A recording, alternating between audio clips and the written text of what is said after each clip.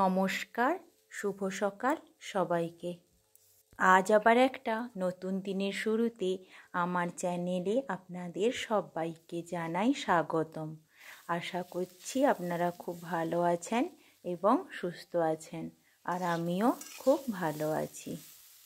আজকে ছেলের টিফিনে ছিল রুটি আর আলু ভাজা, কিন্তু আজ 3-4 দিন ধরে ও বায়না ধরেছে, মা সকালে আমাকে একটু পরোটা ভেজে দাও, পরোটার সঙ্গে আলু ভাজা খাবো। বাধ্য হয়ে তাই ওকে একটু ঘি দিয়ে পরোটা ভেজে দিয়েছি, সাদা তেল দেইনি। সেই পরোটা আর আলু ভাজা দিয়ে ওকে স্কুলে ওর ঠামু ছেড়ে দিয়ে এসছে, আমি যাইনি, কারণ আমার নাইটিটা পরা ছিল, চেঞ্জ করিনি বলে, তাই ওর ঠামু ওকে ছেড়ে দিয়ে এসেছে।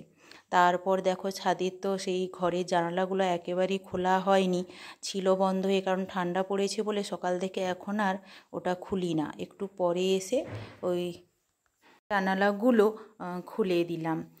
আর তারপরে এসে চান করে নিয়েছি, চান করে দেখো এখন ছাদে এসেছি।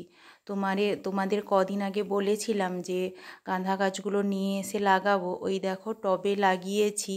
মোট ওই 7টা মতো গাছ এনেছিলাম, তার মধ্যে দেখো একটা গাছে না সুন্দর মানে ছোট ছোট কুঁড়ি ধরা শুরু হয়ে গেছে, আর 2-3টে গাছে এখনও কুঁড়ি ধরেনি। আর একটা দেখো ওই ছোটো টবটায় যে গাছটা লাগিয়েছি, ওটা ডালা ভেঙে গেছিলো, ওটা লাগিয়ে দিয়েছি, দেখছি ওই গাছটাও দেখো সুন্দর ধরেছে। আর এই গাছগুলো তো তোমাদের আগে দেখিয়েছি, ওটা হচ্ছে কেতকী ফুল।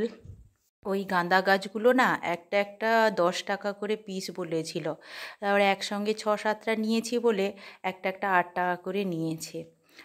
তাই যাই হোক, তারপর দেখো আজকের দিনটা তো শুক্রবার, আর আমরা তো জানো শুক্রবার দিন ভেজ খাই, তাই একটু দেখো পনির বানিয়ে নিয়েছি, আর এদিকে চাটাও বসিয়ে দিয়েছি। আর এটা হচ্ছে ঘি বানাচ্ছি। আমাদের বাড়িতে তো রোজই সেই 1 সের করে দুধ আসে, পুরোটা তো শেষ হয়ে যায় না, কি করি আমি ফ্রিজে রেখে দিলে ওর মাখনটা যে ওঠে, ওটা জমিয়ে রাখি একসাথে, অনেকটা হলে তারপর একদিন তখন ঘিটা তৈরি করে নিই। বাড়িতে তৈরি করা ঘিয়ের স্বাদ ও গন্ধ বাজারের কেনা ঘিয়ের থেকে একেবারেই আলাদা।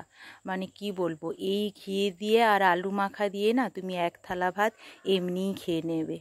কতটা ঘি বেরিয়েছে দেখো, ওয়েট করলে না প্রায় 250 গ্রাম মতো ঘি হয়ে যাবে।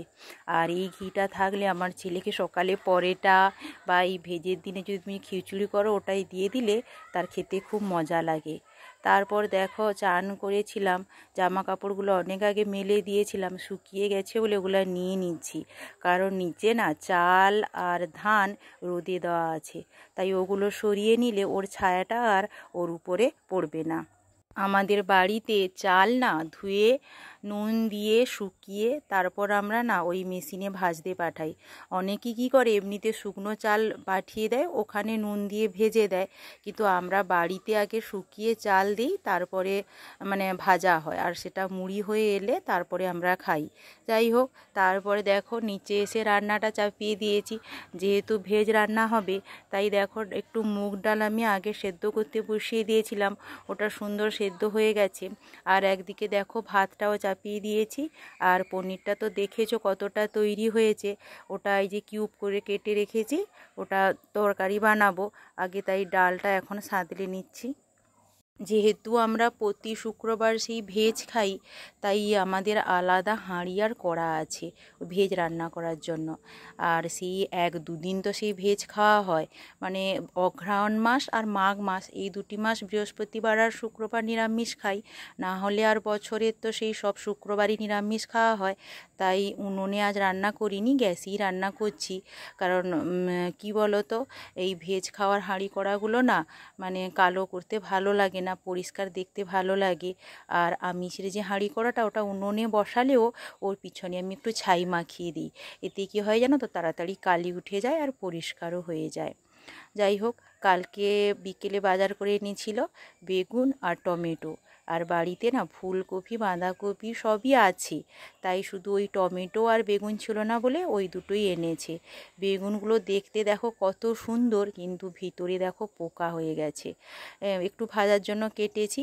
আর ওইদিকে তো দেখলে ভাতটা প্রায় হয়ে এসেছে, আর একটু বড়িও ভাজছি।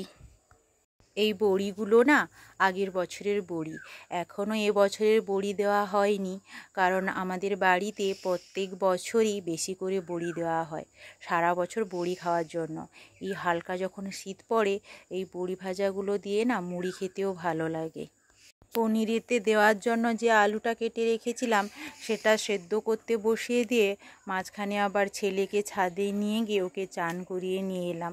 ওর জন্য তো জল সেই প্রত্যেক দিন সকালে ছাদে বসিয়ে দিয়ে আসি, ও স্কুল থেকে এলে ওকে সেই উপরে গিয়ে চান করিয়ে নিয়ে আসি। আর তারপরে এসে দেখো পনিরটা একটু ভেজে নিয়েছিলাম, নিয়ে ওটা একটু গরম জলে ফেলে দিয়েছিলাম, কারণ পনির যতই তুমি ভেজে রান্না করো না কেন একটু গরম জলে যদি ফেলে রাখো ওটা খুবই নরম এবং সফট থাকে আর খেতেও খুব ভালো লাগে। আর যেহেতু ভেজ হবে তেমন তো কিছু মশলা পড়বে না, তাই আলুটা একটু না সেদ্ধ করে নিয়েছিলাম যাতে তরকারিটা একটু মাখো মাখো হয় আর খেতেও ভালো লাগে।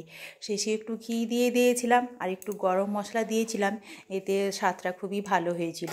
আর তরকারি অনেকটা হয়েছিল, কিছুটা রাতের জন্যও তুলে রেখেছি, কারণ আজ দুপুরে তো অনেক কিছুই রান্না করলাম।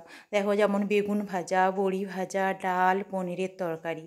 তাই সবাই তো ডাল, বড়ি ভাজা আর বেগুন ভাজা দিয়ে অনেকটা ভাত খেয়েছে, তাই পনিরের তরকারি একটু রেখে দিয়েছিলাম।